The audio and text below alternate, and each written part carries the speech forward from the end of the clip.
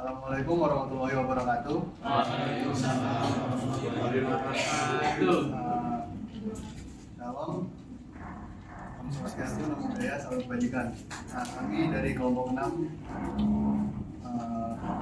6. Sebelumnya terima kasih kepada Bu Linda yang telah memberikan kami kesempatan untuk presentasi dan teman-teman yang minimal. Kami dari kelompok 6 pada kesempatan kali ini akan membawakan materi mengenai estimasi.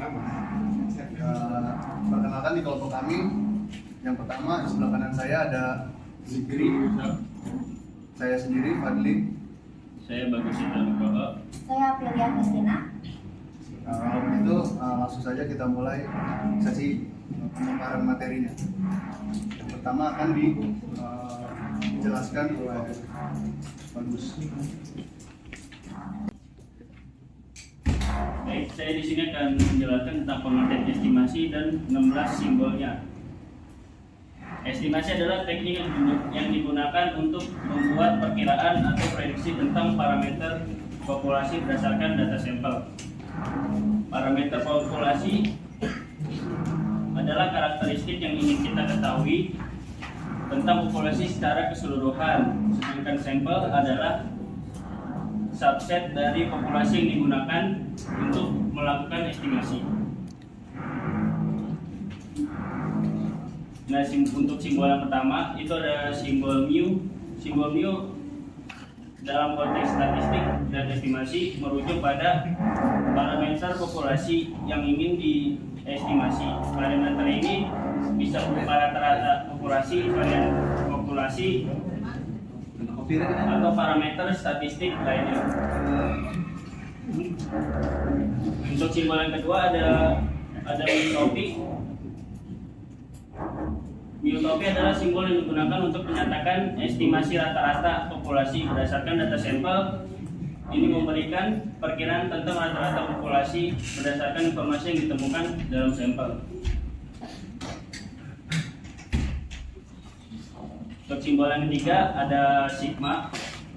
Sigma adalah simbol yang digunakan untuk menunjukkan deviasi standar populasi, itu sebaran atau variabilitas dalam seluruh populasi. Ya. Untuk yang keempat ada simbol sigma topi.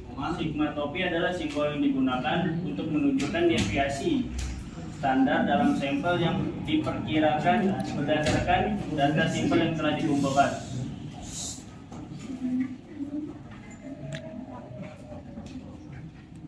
Yang kelima ada simbol pi. Simbol pi adalah simbol yang digunakan untuk menunjukkan estimasi proporsi atau persentase dalam populasi berdasarkan data sampel.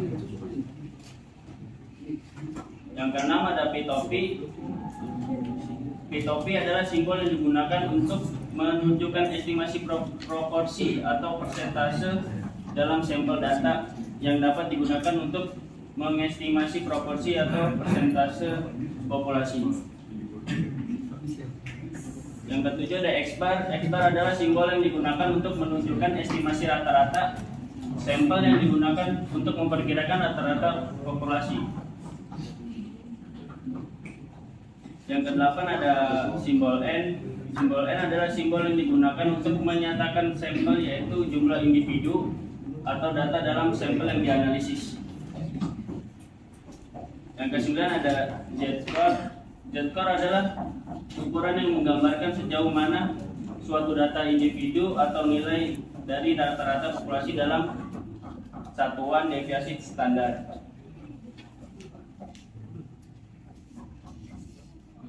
Yang ke-10 ada T-score. T-score adalah ukuran yang menggambarkan sejauh mana suatu data individu atau sampel beberapa dari rata-rata populasi dalam satu deviasi standar, khususnya digunakan ketika kita tidak memiliki deviasi standar populasi dan ukuran sampel relatif kecil.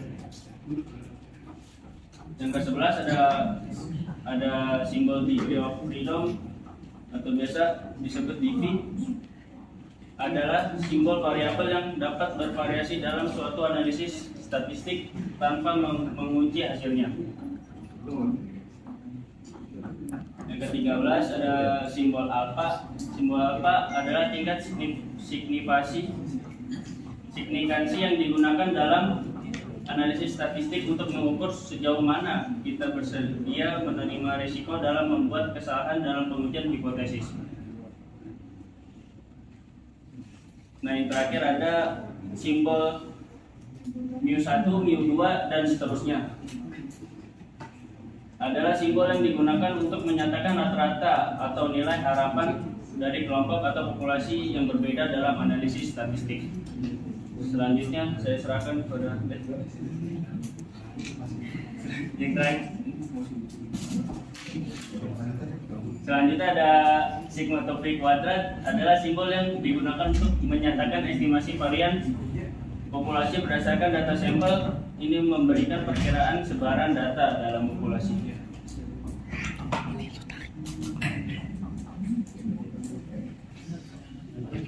Yang ke-15 ada simbol S2 kuadrat, adalah simbol yang digunakan untuk menyatakan estimasi varian berdasarkan data sampel. Ini memberikan perkiraan sebaran atau variasi dalam data sampel.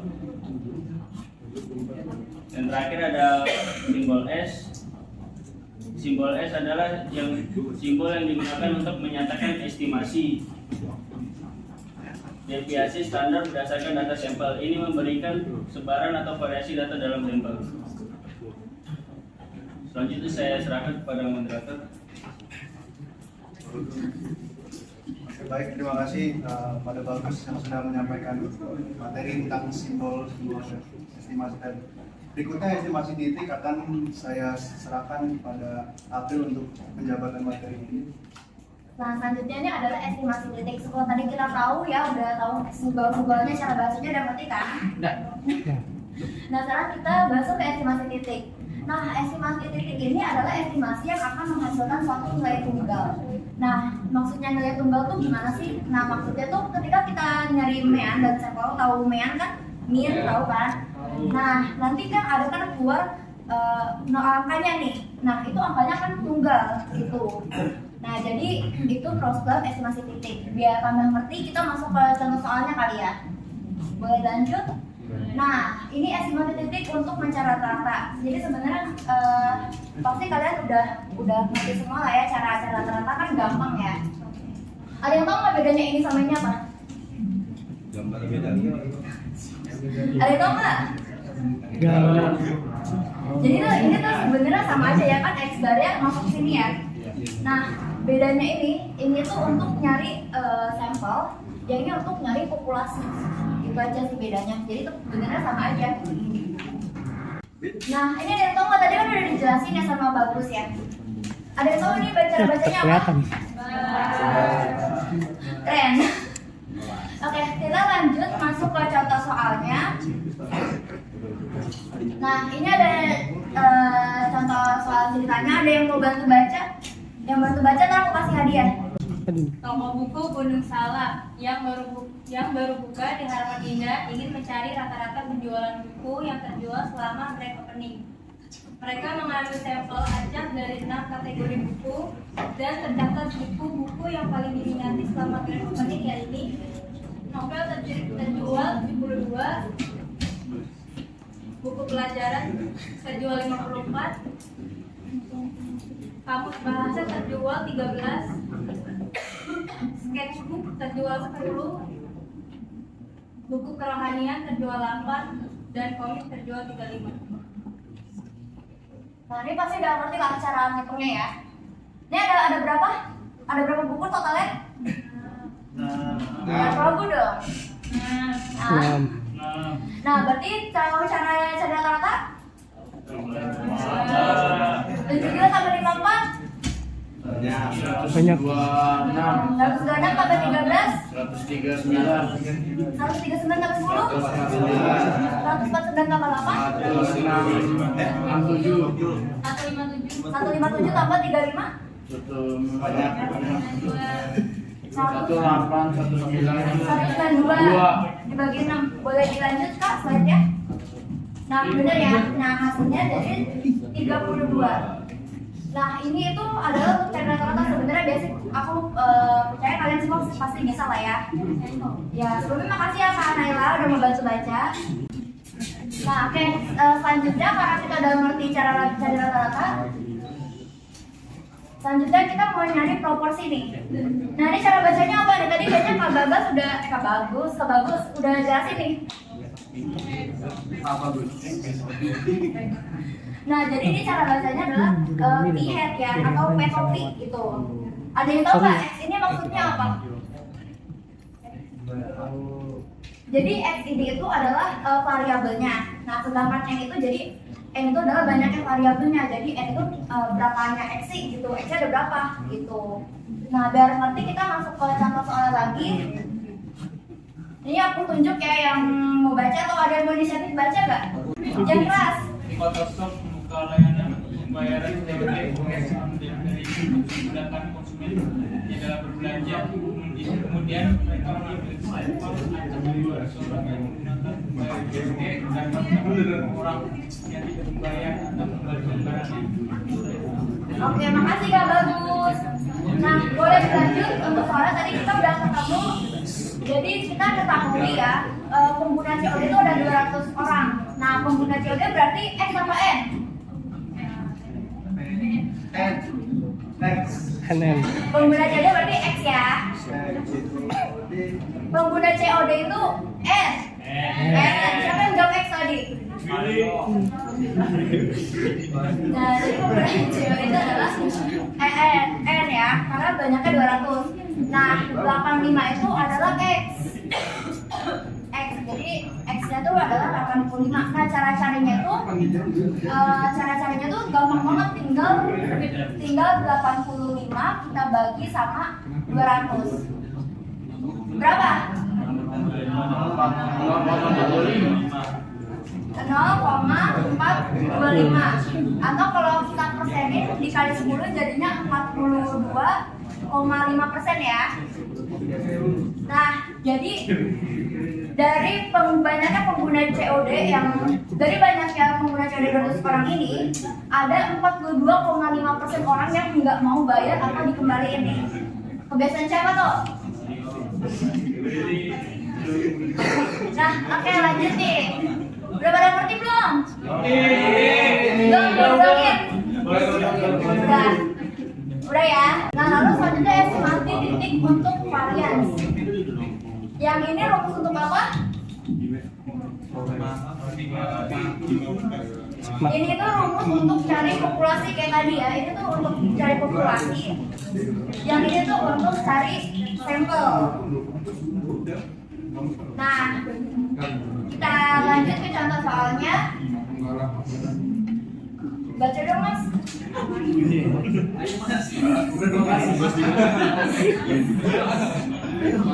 Baca yang kenceng ya. Gak bisa baca.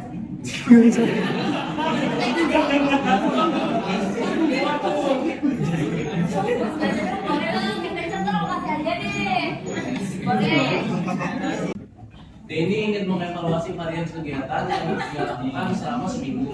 Denny mengambil sampel acak yaitu waktu bermain Instagram selama seminggu 7 hari dan tercatat waktu bermain Instagram per harinya yakni hari Senin 1 jam, hari Selasa 4 jam, hari Rabu 2 jam, dan hari Kamis 2 jam, hari Jumat 3 jam, hari Sabtu 5 jam, hari Minggu 4 jam. Oke, makasih Gildan. Gildan kan? Nah, jadi kita mau cari nih variannya. Boleh di next Kak? Nah, caranya kan di sini kita disuruh nyari X bar dulu nih ya. Nah, tadi tahu nggak X bar tuh apa? Rata-rata benar. Nah, jadi X bar tuh kita cari rata-rata. Nah, cari rata-rata gampang kan? Tinggal ditambahin doang kan? Tambah. Lalu kita bagi ada berapa? 1 tambah 4? 5. Tambah 2? 3. Tambah 5? 4? Nah, ada 1 kita bagi 7. 3. Pintar. Udah bisa baca? Bisa. Nah, berarti kita belum balik lagi ya ke TK ya. Nah, berarti kita udah ketemu X barnya nih. Boleh lanjut. Nah, baru kita masukin cara cari variansnya. Nah, rumusnya ini kita masukin X-nya itu tadi yang kayak hari Senin ada berapa jam, hari Selasa berapa jam, lalu kita kurangin sama rata-ratanya. Hari Senin berapa jam? Dikurang? Jata ini apa ini pangkat 2. Ya udah itu intinya. Hari Selasa ditambah dikurang. Hari Rabu dikurang. Hari Kamis Senin, Selasa, Rabu, Kamis, Jumat. Hari Sabtu, hari Minggu, 4. Maaf ya teman-teman tulisannya jelek.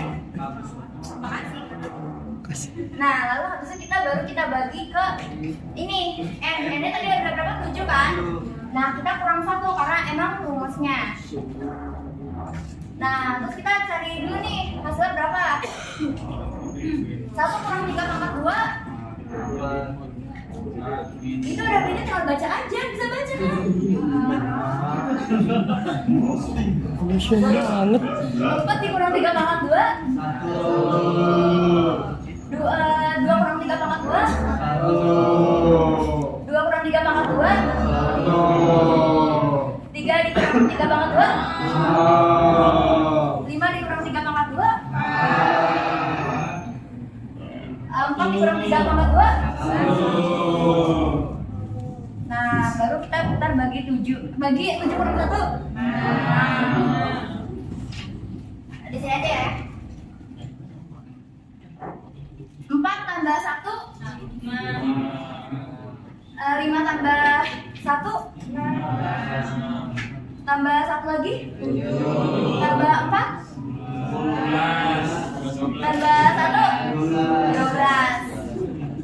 Nah, hasilnya jadi 12 dibagi 6 berapa? 2 liter. Nah, jadi hasilnya 2. Itu untuk varians. Next, udah pada ngerti? Oke. Nah, lalu selanjutnya kita mau nyari deviasi standar nih. Sama kayak tadi, tapi bedanya tau nggak bedanya di mana? Bisa lucu? Iya, bedanya tadi itu kita pakai akar pangkat, pakai kuadrat. Sekarang kita pakai akar pangkat ya. Nah, boleh di next buat contoh soalnya. Kita tunjuk lagi orang nih yang buat baca nih. Penjual jus buah di Bojonggede ingin mengevaluasi berapa kilo buah yang harus dia beli selama sebulannya. Dia mengambil sampel acak dari aneka buah-buahan yang sudah pasti terjual di tiap harinya. Dan tercatat buah yang habis dalam sebulannya yakni apel 20 kilo,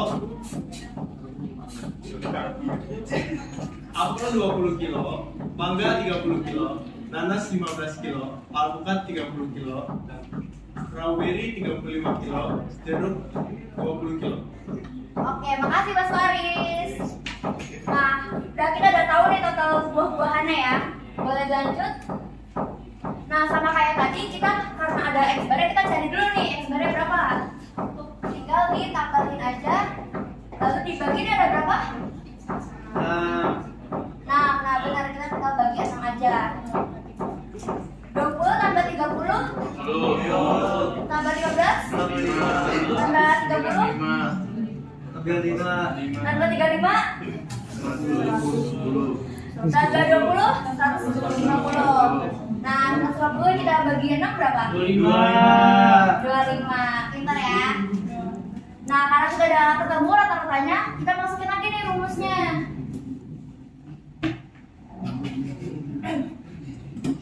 Rumusnya? Nah, ini rumusnya ya. Jadi, gak usah ditulis lah ya rumusnya ya. Kan udah tahu kan caranya gimana? Tahu. Ayo gimana? Betul, 20 dikurang 25. Terus? 30 kurang 25 kuadrat. Ditambah 15 kurang 25 pada tambah lagi 30 kurang 25 pada tambah 20 lagi. Bener gak sih? 1, 2, 3, 4 35 dikurang 25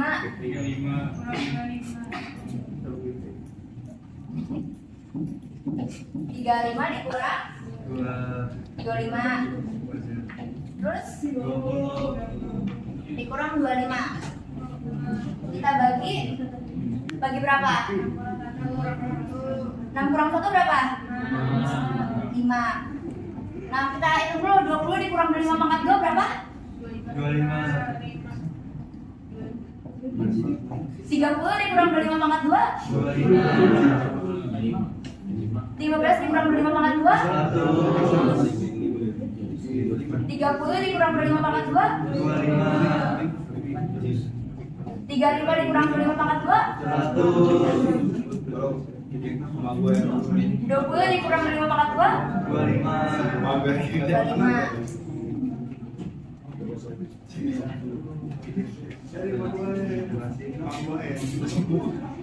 25 tambah 25 20 tambah 100 tambah 25 tambah 100 tambah 25 300. nah 300 kita bagi 5 berapa? 60.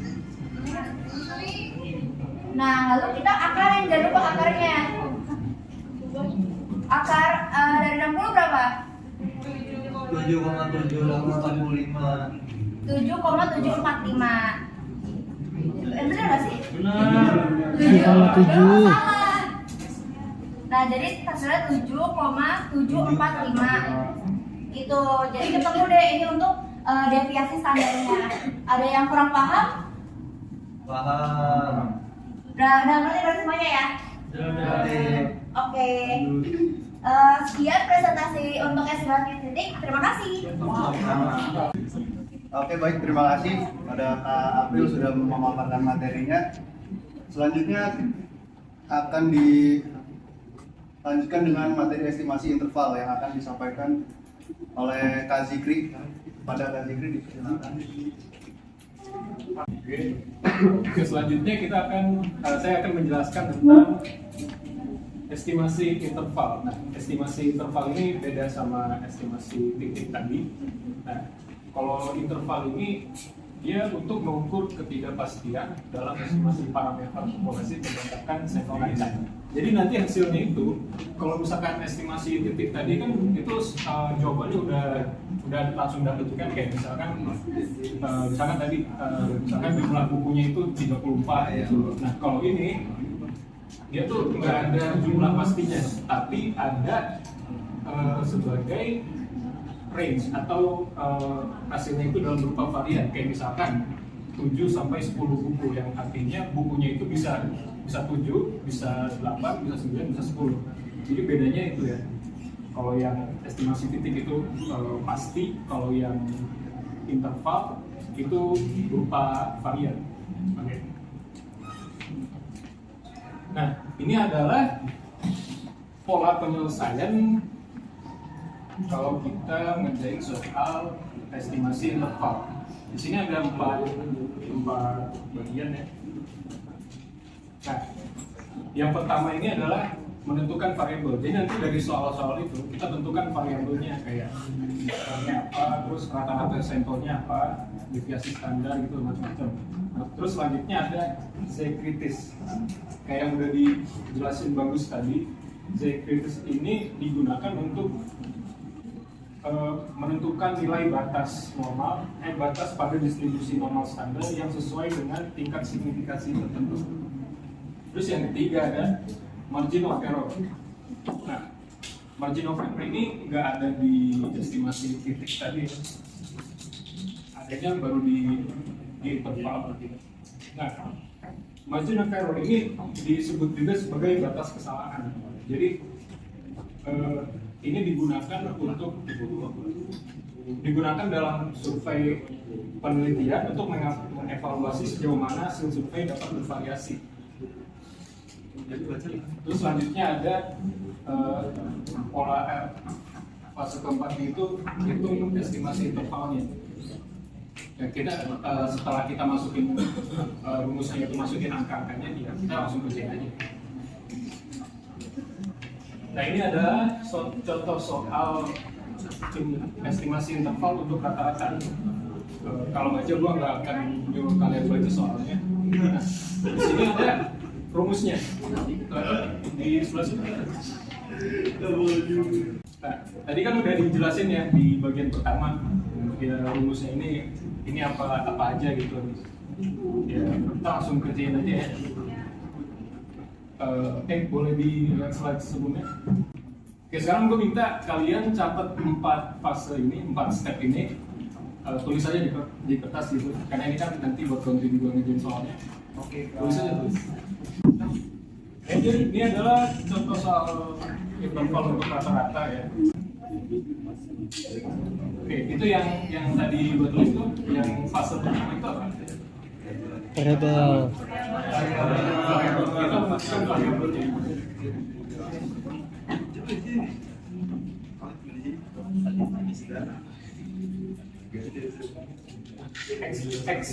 X bar itu kan artinya rata-rata sampel. Kalian tahu nggak rata-rata sampelnya itu yang mana? Oke. Rata-rata sampelnya itu 30 miles per gallon. Itu udah ada. Sampel adalah 30 miles per gallon. Bisa baca kan? X barnya itu 30. Yang kedua adalah deviasi standarnya.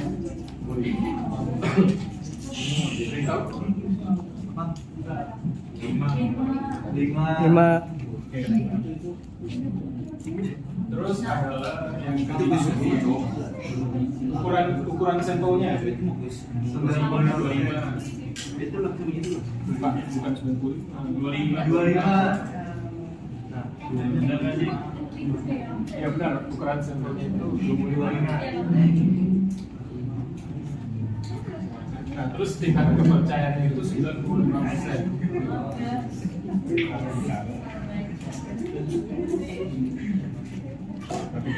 Nah, terus yang kedua itu apa? Habis Z-kritis. Kalian tahu Z-kritis kan? Tahu.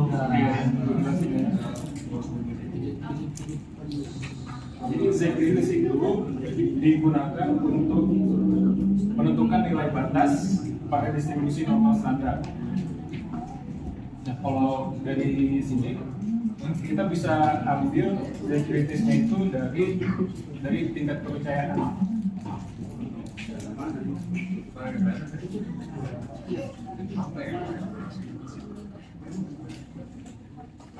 untuk mencari Z-kritisnya itu kita bisa dengan menggunakan rumus ya. Itu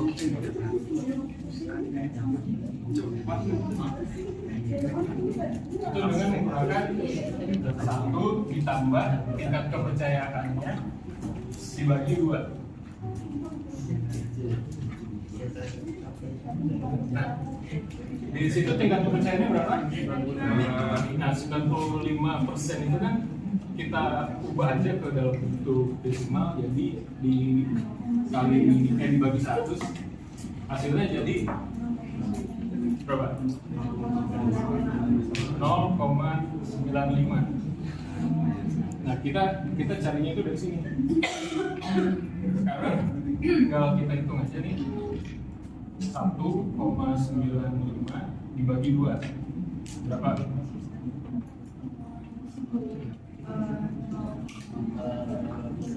Buator B 0,975. Nah, ini belum ketemu ya z-score-nya. Nah, untuk cari z-score-nya itu kita bisa menggunakan tabel distribusi Z. Bisa bantu gitu. Oke, sekarang coba kalian buka grup deh. Di situ ada tabel distribusi Z. Ada kan? Nah, Kalian cari 0,975. Ketemu nggak? Ketemu 0. Di situ berapa tulisannya? 0,9750. Nah, dari tabel itu kita cari yang di atasnya itu dia ada di kolom berapa? 0,07. Berapa? Buang 0,06. 0,06. Oke. 0,06. Nah, terus yang ke kirinya 1,9. Nah, ini kita tinggal tambahin aja 1,9 ditambah 0,06. Tahu kan? 1,96. Nah, ini adalah Z-score-nya. Jadi carinya itu kita menggunakan tabel distribusi Z. Nah, terus yang ketiga itu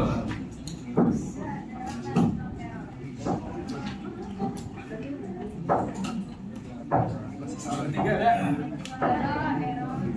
margin of error. Oke. Nah, untuk mencari margin of error itu kita bisa pakai ini aja nih. Ini kan rumus untuk estimasi interval untuk rata-rata. Nah, untuk cari margin of error-nya kita pakai ini aja nih. Dari Z kali ini. Jadi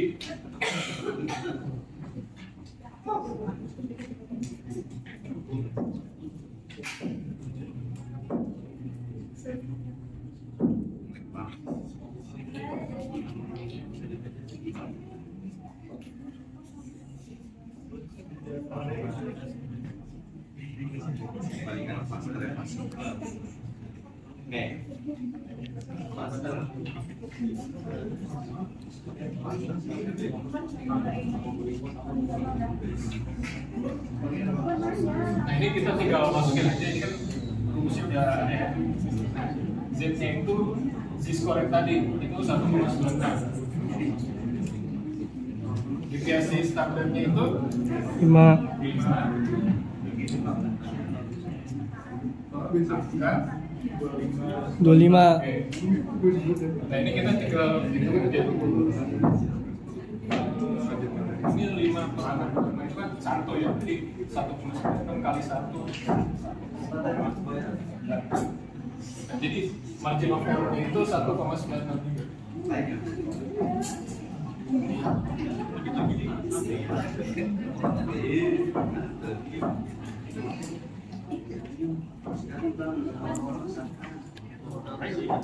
Terus yang keempat ada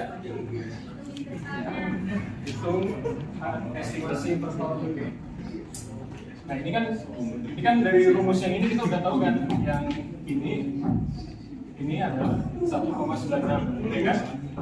Nah, sekarang kita tinggal tambahin aja sama kita plus X-bar-nya. Tadi X-bar-nya itu kan 30 ya. X-bar-nya itu kan 30. Plus minus 1,96.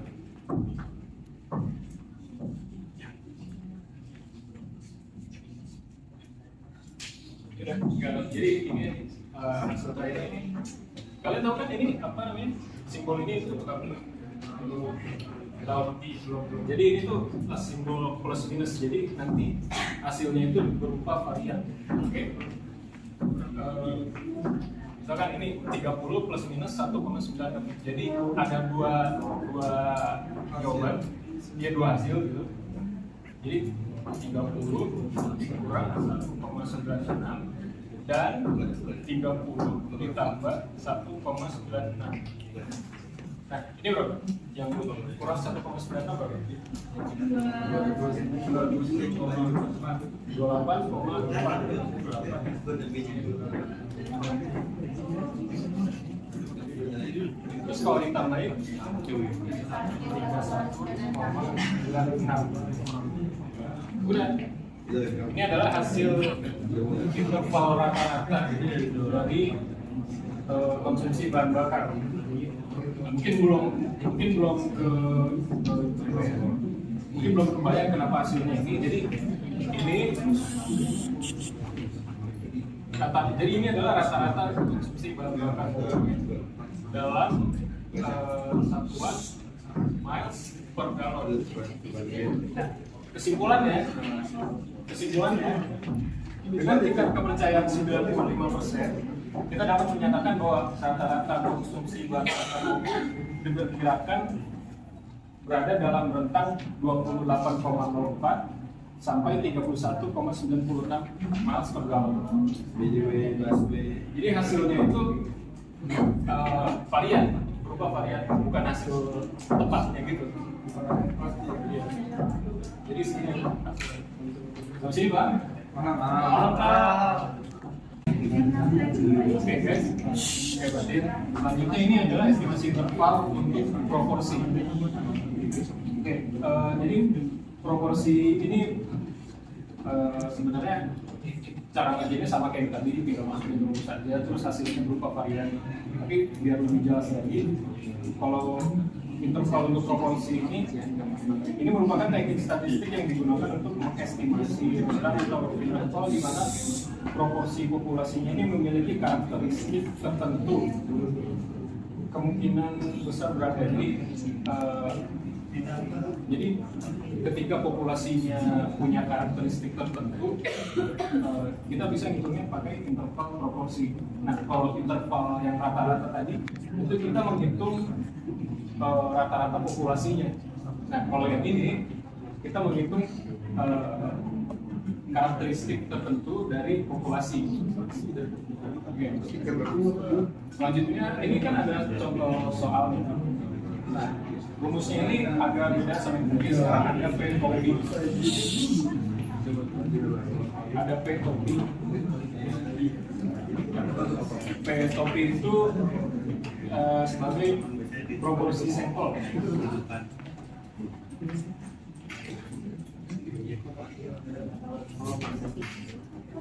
Nah, balik lagi ke pola penyelesaian yang tadi yang ada 4 poin itu, kita kerjain sesuai pola yang tadi ya. Yang pertama itu kan tadi apa? Tentukan variabelnya ya. Nah, terus itu ada tambahan P topi. Nah, P topi ini proporsi sampel. Nah, dari sini kita bisa lihat proporsi sampelnya itu 150 per 200. Jadi orang yang menyatakan puasa itu kan ada 150 dari sampel 200 orang. Jadi kita hitung aja 150.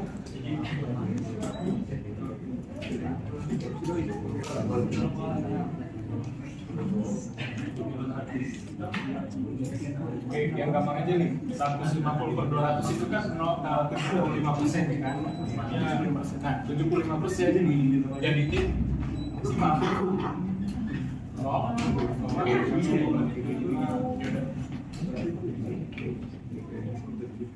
Terus yang kedua adalah ukuran sampel. Nah, ukuran sampelnya itu 200 ya.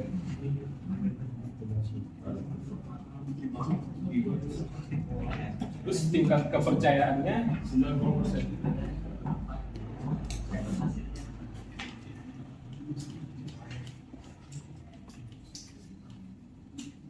Nah, terus yang kedua adalah kita hitung nilai Z-score. Nah, cara ngitungnya kayak yang tadi yang pakai table distribusi Z. Nah, cuma biar kita langsung aja. Jadi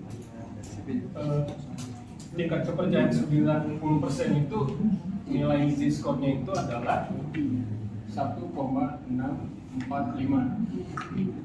Nah, terus yang ketiga kita ngitung margin of error. Nah, untuk menghitung margin of error masih sama kayak tadi, kita pakai hitungan yang ini aja nih, yang sebelum plus minus ini nggak usah diadap. Jadi mulai dari Z-score terus akar.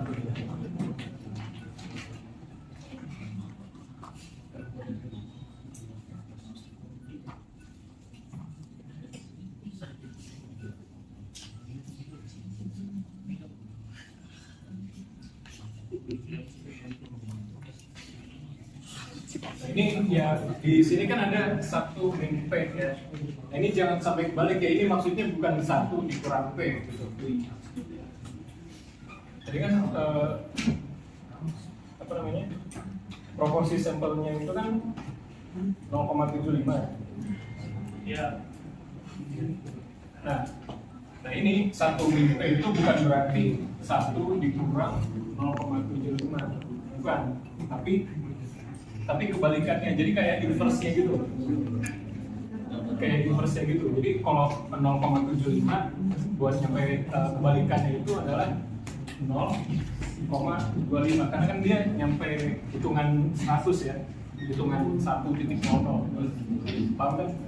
Paham. Jadi kalau misalkan 0,80, nah terus kebalikannya itu 0,2 gitu. Nah,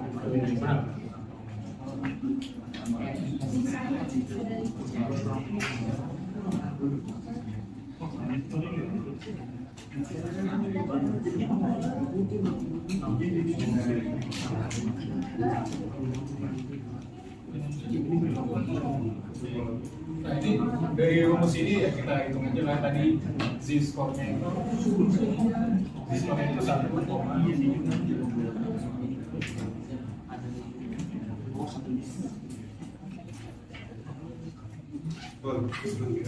dibagi banyaknya sampelnya itu udah ini tinggal dihitung aja nanti kalian dapat hasilnya itu ya margin of error-nya ya pokoknya biar cepat ini nanti hasilnya sekitar 0,0601 karena hasilnya desimal. Nah ini margin of error-nya. Mau nanya dong itu yang Z-score kok bisa beda sama yang Oh ini hitungnya sama kayak yang tadi yang pakai tadi. berarti kan yang dicari itu 0,9 Misalkan kalian nyari 0,920. Nah, misalnya di tabel Z-score itu nggak kelihatan. Nah, kita cari yang paling mendekati. Jadi ada 0,919, ada 0,9215 gitu. Jadi kita ambil yang paling mendekati.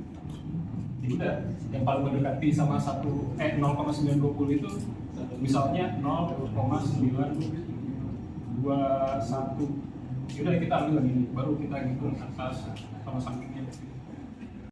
Oke, balik lagi kita ke step yang keempat yaitu hitung estimasi intervalnya. Nah, tadi kan ini udah ketemu ya, yang margin of error ini yang saya gunakan ini. Nah, sekarang kita tinggal tambahin sama proporsi itu.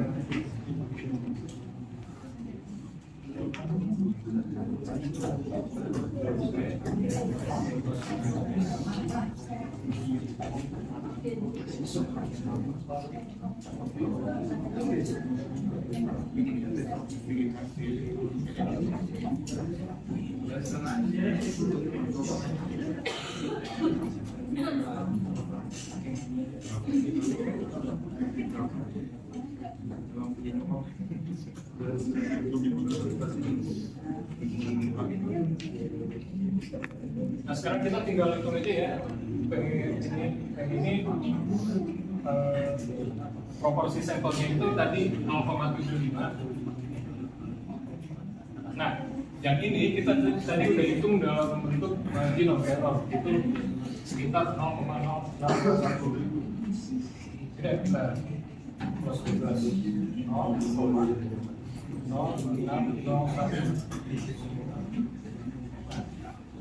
Kita hitung aja 0,75 dikurang 0,01 itu 0,6899. Yang ditambah itu 0,81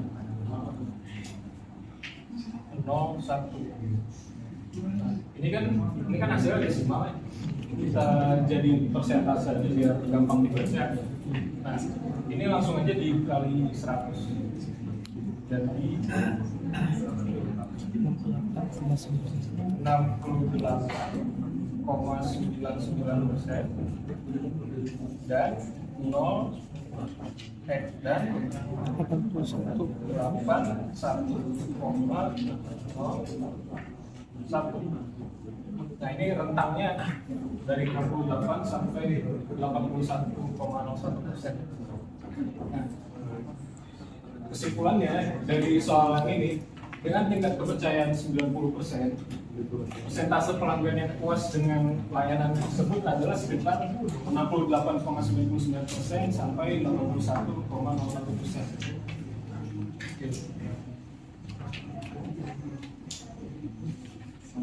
Jadi bang kan, ini kita tinggal pakai aja rumusnya gitu. Nanti cara ngerjainnya pakai 4 step yang tadi. Oke, gue suruh catat aja gitu kan. Jadi 4 step itu yang benar-benar bagi kalian. Nah,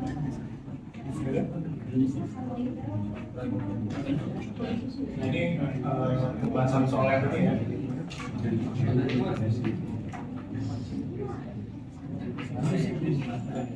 Selanjutnya adalah sifat estimasi yang baik dijelaskan oleh Pak. Ya, terima kasih Kak Fitri. Oke, selanjutnya sifat estimasi yang baik akan dijelaskan saya sendiri. Mungkin kali ini nggak bakal ada ngitung-ngitung ya, udah akhir dan habis. Jadi sifat estimasi yang baik, estimator harus memenuhi sifat-sifat estimasi yang baik untuk memberikan estimasi yang akurat dan dapat diandalkan.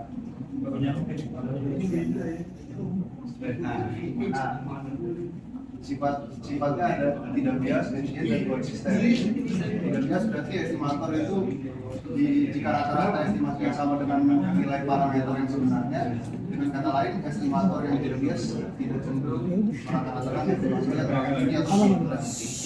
Lalu yang efisien, jika estimator memiliki varians yang lebih kecil dibandingkan dengan estimator yang lain yang untuk memperkirakan parameter yang sama. Dengan kata lain, estimator efisien memberikan estimasi yang lebih akurat dengan variasi yang lebih rendah.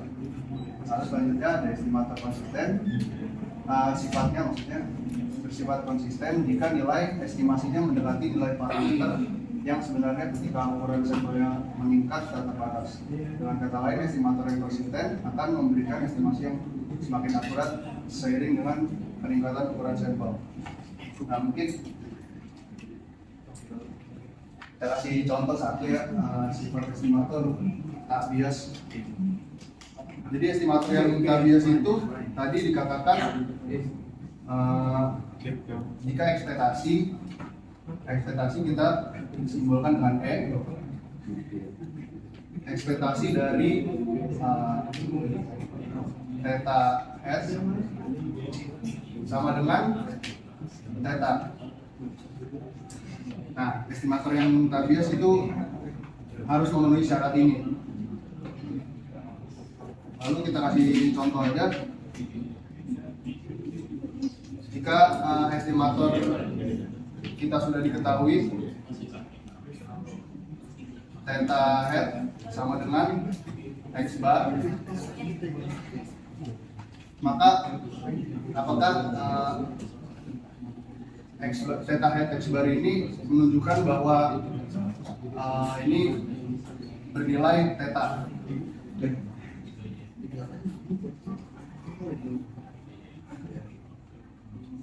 Kita tulis ulang ekspektasi theta head sama dengan ekspektasi X bar.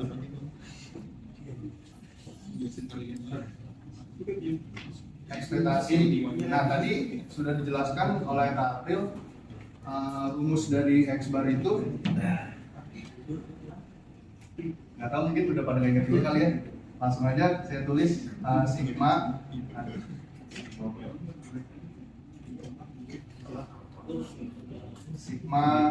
X per N. Nah, ini tadi rumus dari X bar. Jadi kita di sini maksudnya ingin membuktikan apakah X bar ini nilainya sama dengan theta.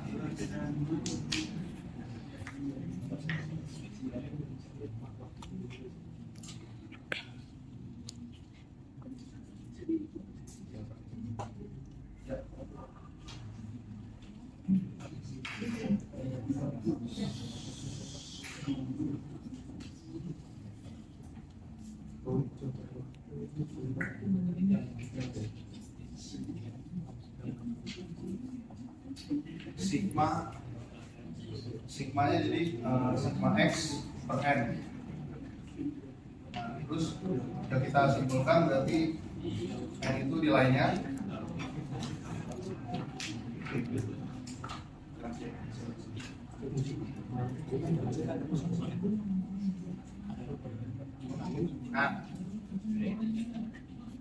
jadi kurang lebih seperti itu. Sebenarnya itu cuma pembuktian aja bahwa hasil akhirnya ternyata sama dengan data. Berarti ini membuktikan bahwa estimasi dari ekspektasi X bar tak bias karena hasil akhirnya memenuhi data sama dengan data. Oke, baik. Selanjutnya ada manfaat penyusunan estimasi. Ini mungkin kesimpulan manfaat terakhir dari penyusunan estimasi. Ya, ini contoh-contohnya salah satunya mendukung perencanaan dan pengambilan keputusan yang baik. Ya, seperti ini untuk meramalkan cuaca gitu. Kan ramalan cuaca kan bukan estimasi cuaca biasanya kalau di berita-berita ya.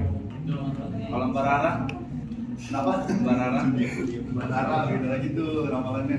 Mungkin dia pakai ilmu estimasi juga mungkin. Nah, selanjutnya ada pengendalian kualitas. Seperti kayak untuk menetapkan standar suatu produk itu membutuhkan apa saja gitu. Diperlukan perhitungan estimasi untuk memenuhi standar produk yang diinginkan oleh konsumen nantinya gitu. Lalu yang terakhir, ini contoh terakhir, ada penelitian yang lebih mendalam. Ya, salah satu manfaatnya untuk menyusun estimasi untuk kebutuhan penelitian agar mendapatkan keakuratan data seperti itu. Jadi untuk keakuratan penelitian dan untuk validasi data dalam penelitiannya. Oke, sampai sini materi kami sudah selesai. Mungkin barangkali di sini ada yang masih belum paham, boleh bertanya. Assalamualaikum warahmatullahi wabarakatuh. Perkenalkan, nama saya Aisyah Andita. Saya BIM 2022 080304. Saya mau nanya dong perbedaan sama dengan yang lulus sama yang belum itu apa? Perbedaan sama dengan Ini sama dengan ini. Terima kasih. Baik, selanjutnya ada yang mau bertanya lagi? Ya, boleh. Kita Sari dengan NIM 2022 00352. Jadi soalnya faktor apa saja yang mempengaruhi besaran nilai estimasi interval? Para pekerja mempengaruhi besaran estimasi interval. Baik, kami tampung dulu. Oke, selanjutnya ada yang mau bertanya lagi? Ya, silakan.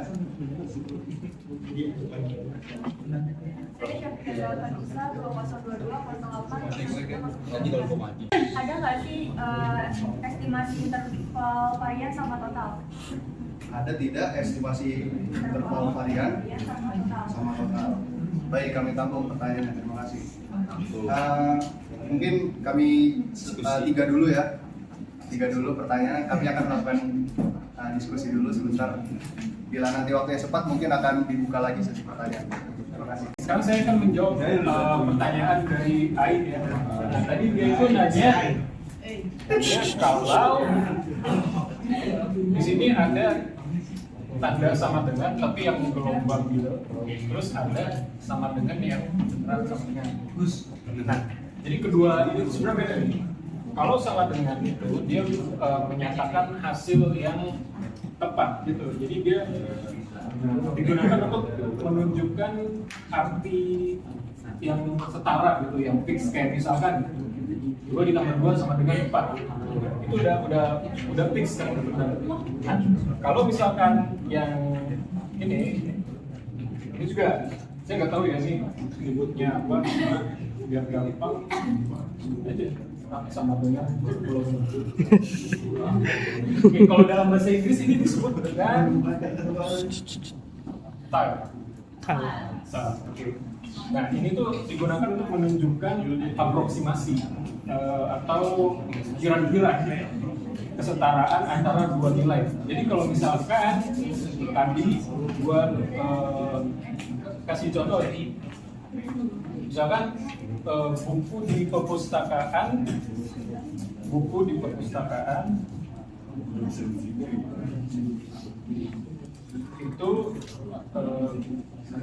itu tile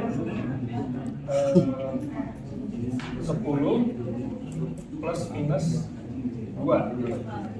Nah ini kan kalau 10 plus minus 2 itu kan artinya dia bisa 8 sampai 12 ya kan. Nah itu kita bisa taruh pakai ini tile ini. Jadi buku di perpustakaan tile 10 plus minus 2.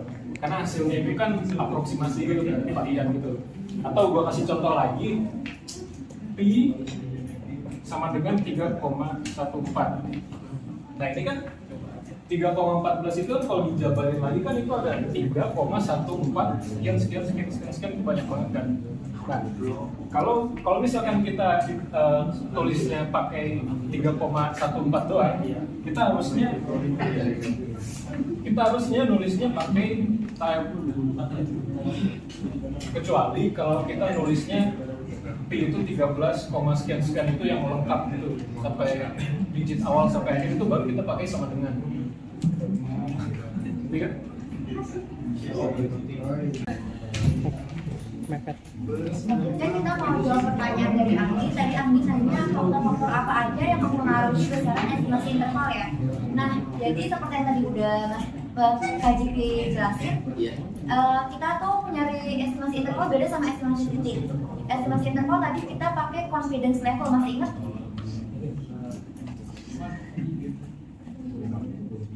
Confidence level tuh yang kayak 90%, 95% gitu.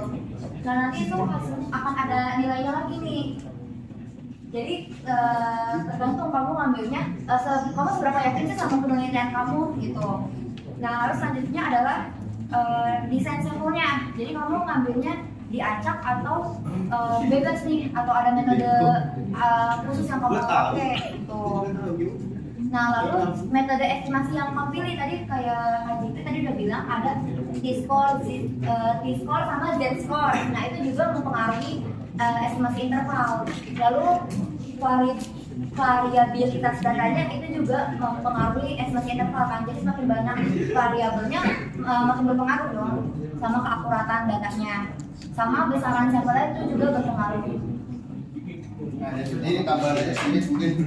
Jadi tadi besaran faktor-faktor yang mempengaruhi besaran interval berpengaruh juga terhadap skala pengukurannya, akurasi alatnya, resolusi, sifat alami, kalibrasi alatnya, dan lingkungan pengukurannya. Jadi banyak hal yang mempengaruhi besaran interval itu faktor-faktornya. Yang berarti jawaban yang dapat jawaban dari itu tergantung bervariasi gitu. Bagaimana kita melakukan pengukurannya, paham? Ya bingung sedikit nggak apa-apa lah ya. Untuk menjawab pertanyaan dari Syafika, tadi pertanyaannya ada nggak sih interval varian sama interval total? Sebenarnya ada, tapi itu nggak umum. Maksudnya nggak umum itu karena varian sulit dimengerti. Terus yang kedua kurang efisiensi, terus yang ketiga kurangnya kasus praktis. Sekian. Karena tidak ada yang ingin menambahkan, kami sekelompok mengucapkan terima kasih. Kami tutup sampai sini, kurang lebihnya mohon maaf. Assalamualaikum warahmatullahi wabarakatuh.